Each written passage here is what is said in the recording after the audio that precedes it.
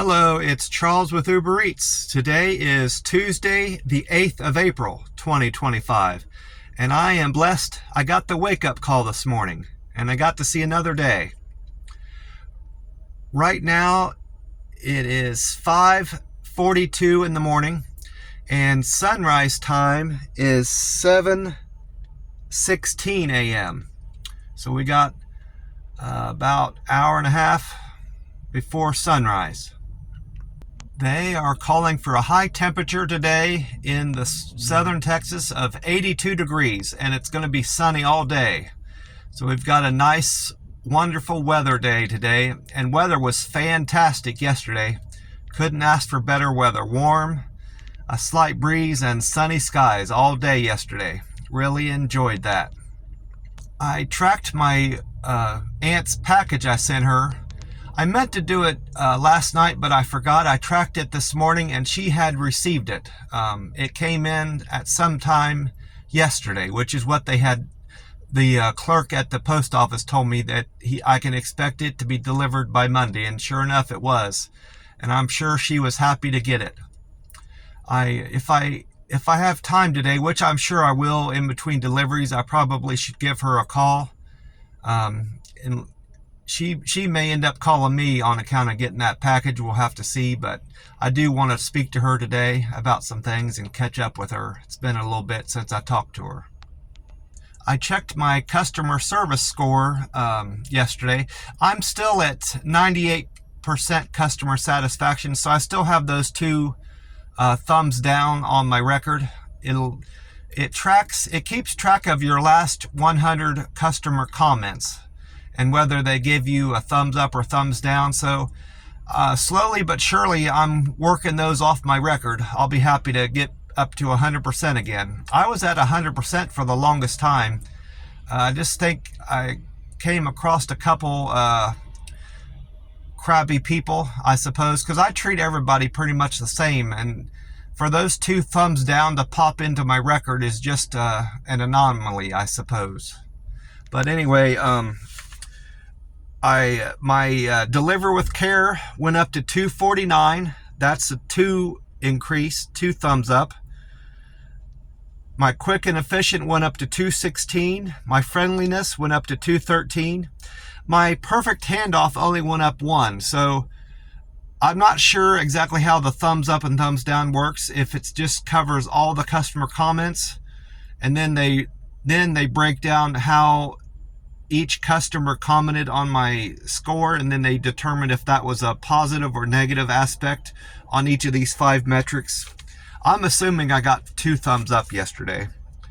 And then my communication went up to 177. So I'm slowly but surely working those 2 thumbs down off my record. My best delivery yesterday was to Rocha's Tacos. That customer paid me $12.22. I had a very busy day yesterday, mostly considering it was a Monday. I mean, it wasn't busy for a weekend day, but I wasn't expecting to have as many deliveries as I did yesterday. And I ended up out in the Mission area, Mission San Juan, actually. I was out in San Juan, now that I think about it. And after a delivery I did from Taco Bell at the San Juan, Texas, I had a pretty good break, about a 20-minute break. I was intending on cutting the deliveries off and just heading back to the restaurant where I break my fast. But I was so far away, I was hopeful that I would get a delivery that would put me back close to McAllen or Edinburgh, Texas, closer to the restaurant anyway, because I try not to drive around too much unless I'm on getting paid to drive. So I was hopeful I would get a paying trip back towards that part of town. And sure enough, within about 20 minutes, maybe a half an hour at most, time kind of went by quick for me. I was watching a Thomas DeLauer YouTube video. That helps the time go by when in between deliveries. But I picked up a Burger King order. Thankfully, that was just within 2 minutes of my that restaurant, and I was hoping that the customer wasn't too far from there, because I could have just ended up driving back towards San Juan or, the other direction and been far away from that restaurant again. But thankfully, she didn't live too far from the Burger King. And I get to the Burger King, and it was a huge order. That was a pretty good, ended up being a pretty good paying trip also. I'll get to that. It didn't beat the $12.22, but it was a good paying order too. I get to this Burger King, and this particular Burger King is it's part gas station and part Burger King. They're in the same building, and I've never seen a Burger King like that before. There's Laredo Tacos down here that are part of gas stations, and McDonald's that are part of gas stations, even some Wendy's, Subway. I've seen all of that combination, but this is the first Burger King gas station I've seen before. I get in there and I tell the lady at the desk, at the counter, I think she was the manager, that I'm there to pick up, so-and-so's order, give them her name. And it wasn't ready. She said, it's not ready, we're still working on it. And she left and went around the counter to help at the drive-thru. It looked like they were pretty short-handed. And I'm just sitting there waiting, watching another video on YouTube. And she comes back, whips back around the counter to the counter and says, oh, I almost forgot. She was looking at the receipt for my order. And she said, your customer asked for a Coke and 2 lemonades, all 3 medium drinks, and we don't have lemonade at this particular Burger King. And I said, she went to say something else and I interrupted her. I probably should have waited, but I said, well, I'll text her and see what she wants to substitute. I made sure to make it clear to managers going forward that I want to text the customer to see if I can substitute something, because I was recently at a Chinese restaurant, the Panda Express, and I've never had trouble substituting drinks with customers before, but that place gave me a hard time with a substitution I was wanting to make, because the drink the customer bought was cheaper than the one I was wanting to substitute them. So I don't know why they make such a big deal out of it. It was just $1 more, and they're making a lot of money off their food that they sell there. But they gave me a hassle, and I had to make a compromise with my customer to make them happy, because I wasn't getting any satisfaction at the Panda Express. But anyway, back to the Burger King story. I went ahead and told the manager I wanted to substitute a drink for her, and she was, the manager was fine with that, like most managers are. They're about pleasing the customer. So I said, I'll get back with you when I hear from my customer to see what kind of substitution she wants to make. Well, I got this. I took a picture of the fountain drink before I went to text the customer, so she could be clear on what drinks were available. And I sent it to her phone. Then I went back and texted her. I said, hey, they're out of the Minute Maid lemonade drink here, and I sent you a picture of the drinks they have available. Would you like to substitute? And I just left it like that with the lady. And I said, I told the manager, I said, I text her and explained to her the situation, and I'll let you know what she wants to do. And then the manager came back to me and said, well, we don't have, the reason we don't have lemonade here is because the owner of this franchise also has the gas station. He owns the Burger King and the gas station. And they have some sort of an agreement that didn't allow us to have Minute Maid, And I didn't ask her all this stuff. And I just was sitting there wondering why she was telling me all this about the owner and how the franchise worked and why they can't have lemonade. That didn't help my cause at all. I think she just wanted to have somebody to talk to, I suppose, the manager. They weren't all that busy there, and maybe she was just bored, I suppose. And then later on, she kept talking about why they don't have lemonade. She brought it up again in a different way. She said, we always have people coming in here and complaining about not having lemonade, and that's their favorite drink, and this, that, and the other thing. And I wasn't complaining at all. I didn't say anything about I wasn't aggravated with her at all. I didn't show any frustration with her. I just said, hey, I'll just text her and see what they want to do. She just kept going on and on about not having lemonade. She was fixated on it, is the best way I can explain it. I explained to the manager that she wanted Powerade. They have Powerade in their fountain drinks. And she said, well, it was Mountain Berry Powerade, I believe. And she said, okay, I'll give you 2 Powerades in place of the 2 lemonades. And I went on with, at that point, the food was already prepared. We were waiting to figure out the drinks. And I went on with the delivery. I texted my customer. I said, I've got your 2 Powerade drinks, all your food. It was a lot of food. It all fit in the bag, but that was probably the biggest Burger King order I've ever ordered before. She was probably feeding her whole family.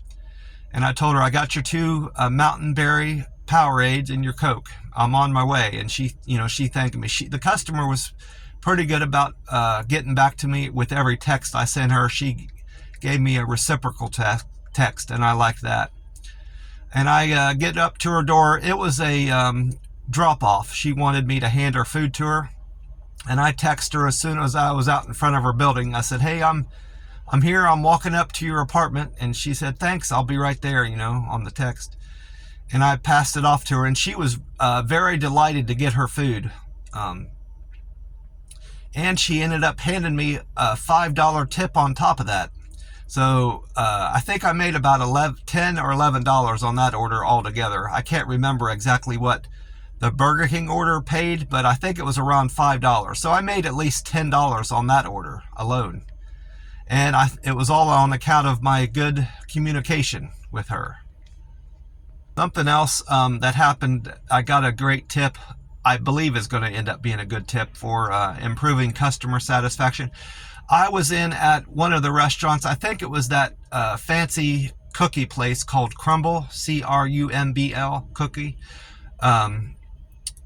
This guy was a DoorDash driver came in, and I'm sitting there waiting on my Crumbl cookie order, holding my DoorDash bag, and he assumed I was a DoorDasher. He should have assumed I was a DoorDasher, and I explained to him, I said, I'm not a DoorDasher. I used to be. I used to carry both apps on my phone. I just couldn't keep up with it. So now I'm just doing Uber Eats. So we just sit back doing, this small talk back and forth. And he was a nice guy. He was about my age, from his appearance. I could be wrong. I have a hard time sometimes gauging people's ages. But he was generally my age, my generation. And as he went to leave, he set up the Crumbl cookie order on the counter, like he was about to take a picture. And I thought that was odd. He was still in the store taking a picture of it. He took a picture and sent it to the customer and then went back and texted them something. So that gave me an idea. I could probably do that. I'm not going to do that with every order. I'm just going to kind of tinker around with that idea, once or twice out of the day, and see what kind of impact it has with my customer, and see if it makes them happy, or I get more responses from the customer, or more thumbs up. It's worth a shot anyway. I don't want to get in the habit of that, because that's pretty time consuming. Between that, making sure I'm picking up the order right and delivering it with care and all this other stuff, and just keeping a good communication with the customer, I don't want to add too much into my routine that other stuff falls short. Other service aspects and things I'm trying to do with my customer fall short, if that makes sense. But I'm going to give it a shot nonetheless.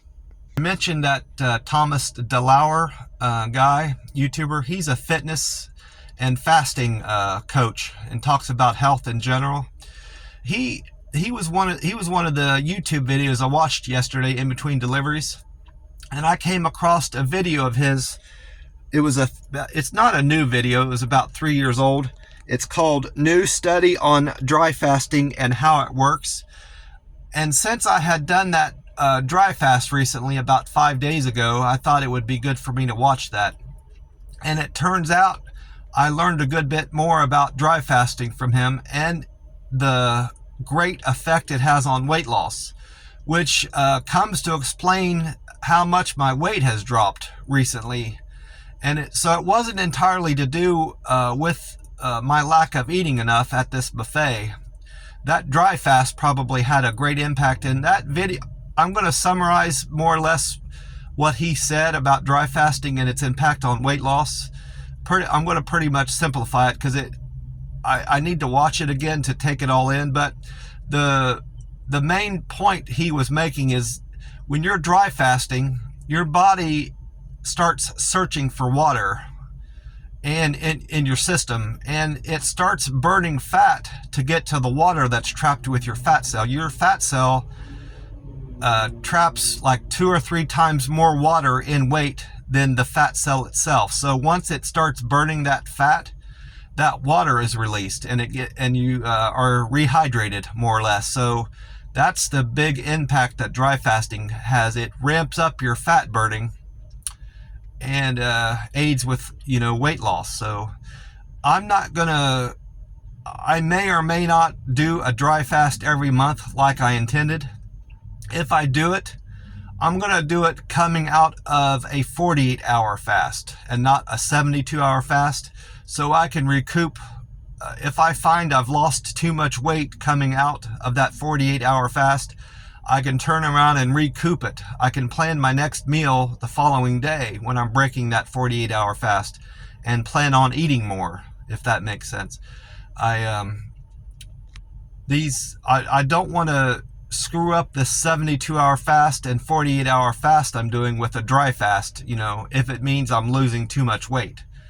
I just know now that dry fasting is just another tool I have in my toolbox for weight loss. If things fall apart with one part of my diet, with my fasting, I can use dry fasting to get myself back on track. Again, I had a super day all around with my Uber Eats, the weather, how I'm feeling. I had a great night's sleep last night. I slept pretty good the night before, so my sleep is getting on point, and I attribute that to eating better, just in general, eating healthier foods, vegetables, having a great balance of carbs, protein, and fat in my diet, and just eating larger meals in general. That's been a necessity with these 48-hour fast and 72-hour fast that I'm doing. I've certainly stretched my stomach out, so because I'm not getting full as fast anymore on these meals at the buffet too. That's another thing I've noticed. Well, today I've got a bit more planned than I typically do. It's the 8th of the month, so I'm going to be doing laundry today. I do laundry on the 8th and the 23rd of every month, more or less.